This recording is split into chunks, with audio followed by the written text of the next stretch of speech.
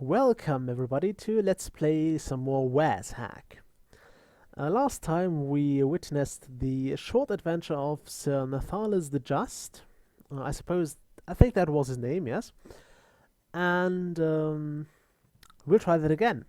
Not with Knight, because we saw that last time. I'm actually tempted to pick one of the spellcasting characters here. In this case, I'm tempted to go with the White Witch. We had a knight last time, so I might go back to the Valkyrie at some point, but not right now. Yeah, those are all a bit different. Those are basically the good characters who start with 1 point in light and life magic each. And those two guys will start with death and shadow magic. I'm not sure if we actually brushed the topic of magic skills last time, so I'm going over it again this time. We'll play as the White Witch, Isessi or Isaki, Ises. Let's reroll the name. Isabel the Brilliant. At least that's something I can pronounce. So Isabel the Brilliant is about to enter the dungeon of WazHack with her robe, a blessed staff, a blessed spellbook, and 3 scrolls of light. Now you would think that people would bring more than their very basic stuff on a dungeon expedition, but I suppose that's just me. Okay, so yeah, we have set out from the academy this time and arrived at the legendary dungeons of WazHack. Yeah, this bit is pretty much the same every time. And as a White Witch, it's the only class that starts with a spellbook. Actually, no, it's not, but it's the only class that starts with an offensive spellbook. Also a blessed one, so you are guaranteed to learn the spell. Now we will do something that is not mentioned in the tutorial, but that is incredibly useful, especially later on. We will cast this spell on our staff. So the Spellbook of Lightning can now be cast from our staff. It can't be right now. It is still charging, and it will be charging for quite a while, but it's definitely worth it. When we get a better staff, it will be even better, because there are staves that will be able to hold gems, which will then be able to hold more than one charge. And having a few charges of lightning or whatever spell you want handy is always good. I always try to plan to get a staff with a few charges of Identify going, but I never get to the point where I either have the staff, or I have the spell, or I have the... You need a spell book for that, you can't do it from a scroll. Or I have the gems, or I don't... I always lack one of the components I need. So yeah, that's pretty much it. You need the staff, ideally the Staff of Light, because Identify is a light spell. You need a gem, ideally a diamond, because those hold the most charges. And you need the Spellbook of Identify. So those 3 things are somewhat hard to come by in the same game, at least for me, because I think I kind of suck at this game. Anyway, I wanted to talk about magic here. Where is that? Skills, yeah. Not sure if we brushed this last time, so...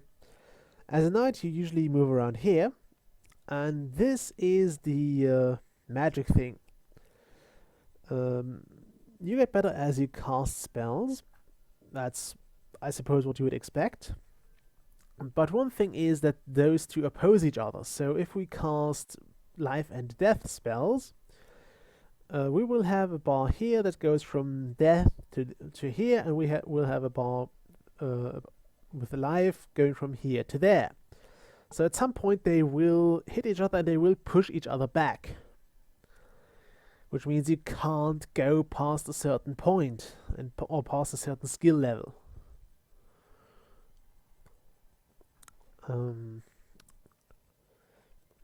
It takes a while to get there, but it's something you might want to keep in mind. Especially because, or since some of the stronger spells require you to have a certain level in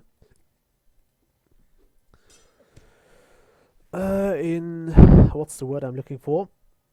In the magic school. For example, if you wish to cast Identify successfully, you might want to bring some skill in it. I think you need at least level 2 or 3 in light magic, so you need at least that much.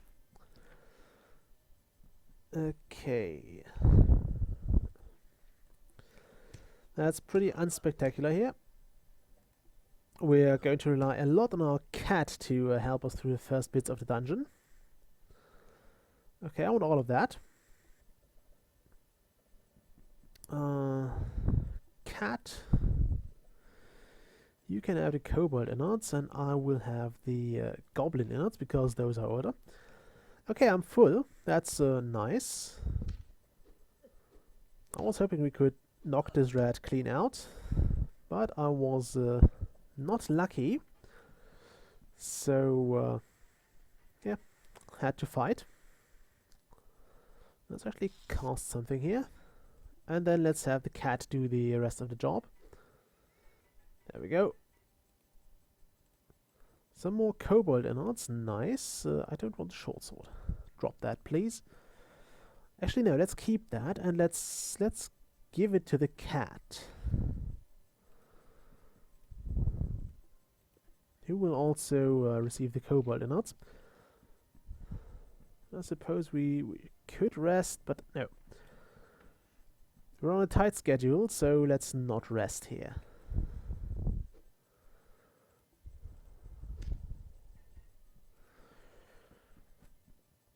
Now, what's difficult about mages is that you generally suck at melee. So you will see that I miss most of the time with my staff, which makes the whole thing a bit troublesome, to say the least, because I have to go and close the door, because especially if you don't play the White Witch, who starts with a spell book, you need something that can you need a bit of luck. It's, at least I feel that way, and I need a whole lot of luck to in order to get like a spell book. And if you can secure an attack spell book early in the game, you are generally off quite well, because you will have a very good chance of just getting things, and you have a chance of to kill things on your own without being too dependent on your pet or your pets. There might be quite a few of those later on. I think that's the older one. Oh, that's not good. That is not good. Let's grill that. And then we will rest. I would like to actually take care of that door, or I would like to take care of whatever's behind that door. Oh, nice, a trap. But I need my mana for that.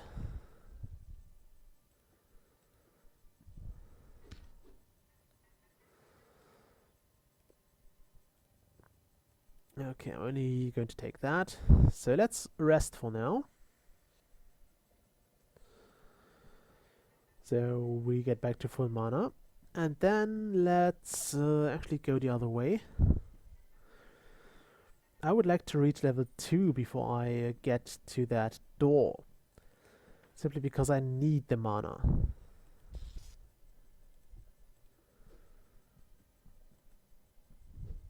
Go on, die. Yes. Those Lichens are pretty easy because they don't seem to do any damage to you, so they are pretty much free experience. And I'm not sure if that's a bug or not, but I think you'd actually be supposed to gain experience if your cat killed something nearby, but you don't seem to do that. Yes, there's level 2. I want to learn wizardry. The White Witch has a few very interesting skills. For one, you have literacy, which is amazing for spellcasters because it identifies all spellbooks. It won't tell you if they are cursed or not, though. So if you have a cursed spellbook, you still need level 2. And level 2 allows you to read all spellbooks, which includes cursed ones, otherwise they will just confuse you. You have Beast Mastery, which allows you to actually charm creatures, so when you use a wand or a spell of creation or create monsters, there's a chance that this monster will be tame and will fight for you as opposed to against you for a while, which is very, very useful. Yeah, Commerce, which is something that I suppose every class has. The Nightmare Mode, which is also something every class has. So you take 50% more damage, but you gain 20% more experience. Nice to have if you have a decent build going for you. If you don't, well, you're pretty much doomed. Yeah, so Magic Precision, also very useful. And of course Wizardry, which is an absolute must-have if you cast spells like I do, which is pretty much all the time. Okay, we'll go with Literacy. By the way, level 3 is also pretty amazing here. Having all spellbooks and scrolls identified is just great. However, for now, I will actually go with Literacy. Yeah, why not? Will we get some giant rat meat? No. Oh, a skeleton key. Nice. And another door. And some kobold zombies. Now, those might pose a problem. How's my... not that. How's my skill? Okay, we are almost at 2 points in light magic. Actually, those kobold zombies are pretty amazing if you have... Okay, now we can upgrade that. Confirm. If you have the magic missile spell, those are pretty easy to take out because they always come in the single file, and if you can get them on a ladder, it's just very easy to deal with them. Also, once you have level 2 in light magic, your lightning will bounce, which is often bad for your cat, thank you, because your cat can be hit. Okay, where's some invisibility cloak? Useless. Jumping boots. Okay, a sapphire, nice. What I wanted to say was... Oh shit, I could have used that potion. It jumps to everything. So your loyals can be hit, enemies can be hit, you can't be hit, but I think things in your inventory can be hit. And things on the ground. So you can, for example, toss a wand on the ground and actually charge it and still hurt the enemy, which is fun. Although it's very hard to control the thing at the later... Damn, we got identify scrolls. At higher levels, because you need a lot of enemies to safely cast it on. Okay, yeah, we had some uncursed daggers, which are nice if you want to unlock chests without risking your staff. We were still charging lightning on that staff. As I said, the first charge takes a while to be done, every subsequent charge, so after that it doesn't take that long to get it charged. It's always nice to have like certain spells ready, simply because the staff doesn't use mana, so even if you're out of mana, you can still either get the hell out. For example, if you have a teleport spell, or you can cast like a death spell, or maybe one last attack that sorts it out or that levels you. All that. The possibilities are pretty much endless. Or maybe a healing spell. Maybe that's what floats your boat. It's also possible.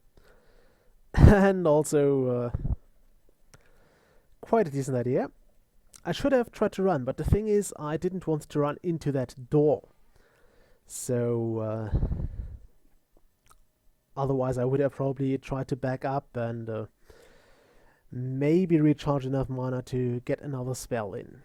Anyway, we'll go back to that. I'll go back to the menu here, and I'll see you all next time.